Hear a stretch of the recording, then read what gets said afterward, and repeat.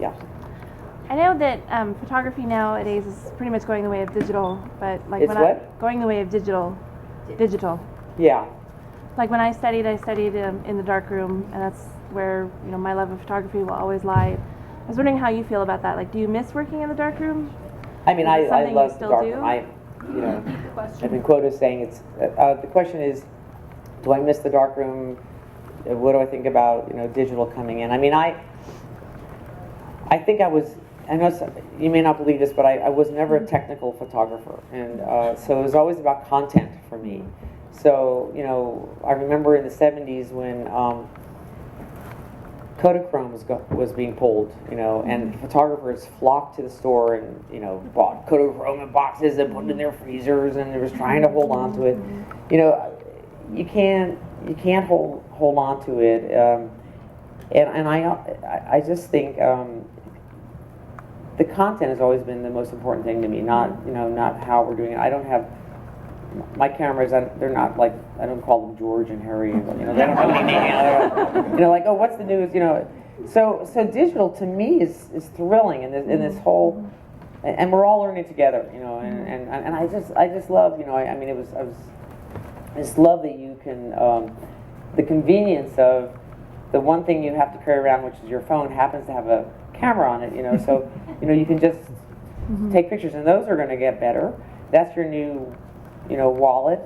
Pictures in your wallet is your phone, and that's your new scrapbook, and that's so many people. And I was just shooting Vanessa Redgrave, and she was showing me all her pictures of her grandchildren. Okay, and on her phone. I mean, it's just powerful. I think it's just so great. So no, I think it's a great time, and one of the reasons I did this work was I saw that you needed less light inside, a very dark room. But again, I think the digital is new color. It's not. You have to sort of figure it out a little bit. I think if you work it, it looks phony, and I mean, it's. I'm interested in the way it comes in as the raw file, and maybe just a slight move to it or something. It's still, honestly, it's hard to say, but it actually looks the best on the screen. It doesn't even, I love books, and I will always make a book, and I'll have to figure that part out. But, the screen I was just mesmerized about, the light coming from behind, and on these images, and we're going to have to deal with that. I think we'll always have books, but these images are actually a lot brighter than they look like in the book. I'm actually furious at the printer because I used this paper where the ink sunk into it too much, and it wasn't supposed to be. There's some New York Times, they pick books. At the end of the year, in a Friday paper, and it says haunted pictures, from dark places, and no, I didn't.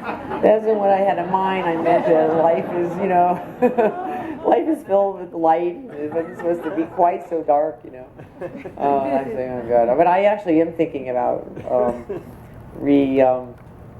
changing the paper and going back, to press eventually, if I'm so lucky enough to be able to do that. But I'm just worried about you guys and time. Are you okay? Is collectively you okay? Okay. I'm fine. I'm here. So. Yes. So just a short answer. But of all the people you photographed, who would you say was one of the best, one of the worst, and who would you like to have photographed very much, but perhaps they passed before you were able? Right. Well, I don't talk about the people I have photographed because I'm still a working photographer. I still have a few more years left. I could talk about some dead ones. I don't know. Never mind. And let me see. What was the? There was. You want the best? Best, worst, and not the person was the worst, but your experience maybe, like within yourself. Best, worst, and who you would have liked to photograph, but they. Yeah, I have thought about who I would have liked to, who had passed on, and you think when you're young, you think everyone's going to be here, forever. You don't really quite take it. And I think Martha Graham, I would have loved to photograph. And I actually, when searching for Martha Graham,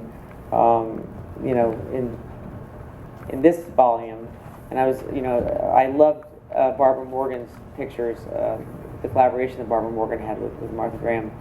I actually, since I had sort of ventured into Emily Dickinson, I thought, well, it might be interesting if I could find the dress, the costume that Martha Graham wore in A Letter to the World, the one where she does the kick, the picture, Barbara Morgan's picture of the kick. So, I contacted the Martha Graham dance company, and it's kind of a little bit in disarray, but they said, oh, sure, we have it. It's no problem. We could get it.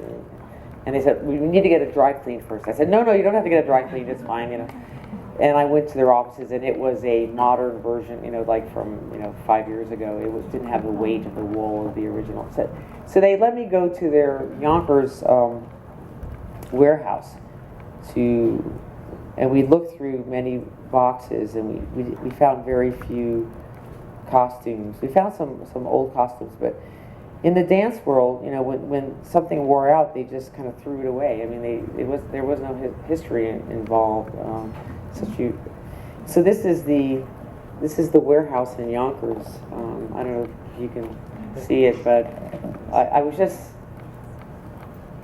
These are the gates to the old townhouse that housed the Martha Graham company, and it was torn down. And these are some Noguchi props, but it was just like to see a life sort of put into a storeroom. I mean, it was really very an emotional picture. I'm sorry. There we go. It's printed too dark. I can't stand it. The blue's kind of amazing in the actual thing.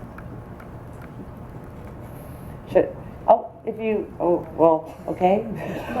I'm worried about it. I mean, I'm fine. One more question. Could you repeat the question, please? Did anyone recognize me? I mean, in Yosemite? Yeah. I mean, there was. I was pretty heavily clothed, but there was one person who probably lives here. He's a mural photographer who has a big van. Is that you? I don't know. Anyway, I was trying to take my pictures, and he kept saying to me, I know where Ansel really took it, and it's not here. And I know a much better spot than this. And he kept, trying to. He was a big pain in the neck, but he was very nice. And then he told me he made $1 million last year. Suddenly I got very nice to him and said, excuse me, how did murals? Is that really? So, I mean, that's what he said. I think he said 30 million or something. I don't know. How can you do that for murals? Anyway, whatever. I'm doing something wrong. Okay, next question. Well, I always remember that story. It's funny. When I first photographed John and Yoko in the 70s, was one of my early covers for Rolling Stone. I remember them as being just regular people, like really nice and blah blah blah.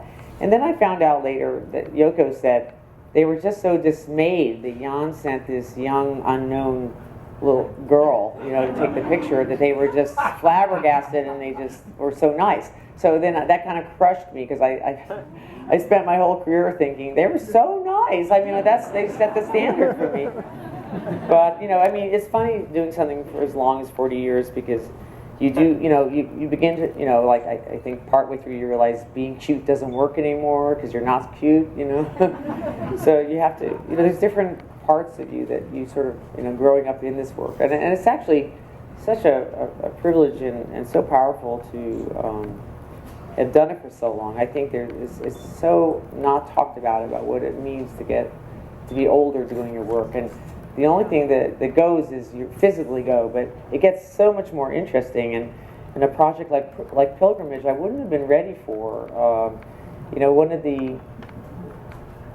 the hearts of the book to me is this George O'Keeffe section, and the reason it's so strong to me, having visited Ghost Ranch and Abiquiu, was that, not that I dismissed George O'Keeffe. How can you dismiss George O'Keeffe? I just wasn't taking it in, as a young person. I just didn't quite take in who she was, and so to sort of discover her at a late age, you know, and begin to understand and look at her abstract work and look at how she lived. You know, I mean, I was really, you know, really brought to tears.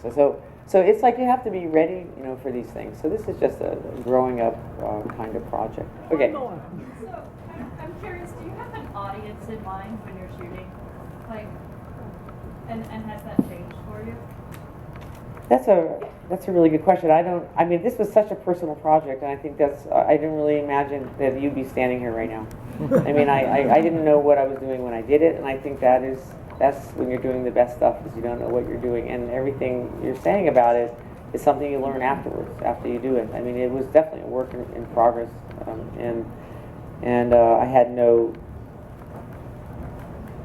you know, no idea. I wasn't even thinking about showing it anywhere, and then the Smithsonian became interested in it, and the Smithsonian is going to actually, it's going to show there in January at the Museum of American Art, and then they're going to tour it, which is really nice. But no, the audience is, I just know, I know you're really smart. That's how I work. I really think we're not dumb. And I see, you know, that's how I think. I'm not that I'm thinking anyone's going to see it. In fact, after I did this work, I really thought this is for my children, and that's who it's dedicated to. But if anything, it's really like these are such difficult times, hard times. It's like if I was trying to get Doris Kern Goodwin to write about this, and she just, I think she had a block or something. I don't know, but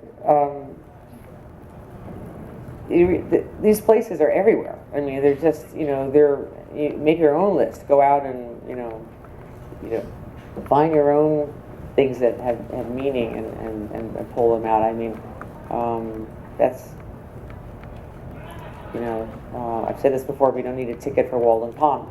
I mean, these places are all out there. I'm sure Seattle has, you're tripping over history here, or not, or yes, or I don't know. Now I'm really getting mad. Okay, I'm going to stop now. I'm going to stop walking ahead. Thank you.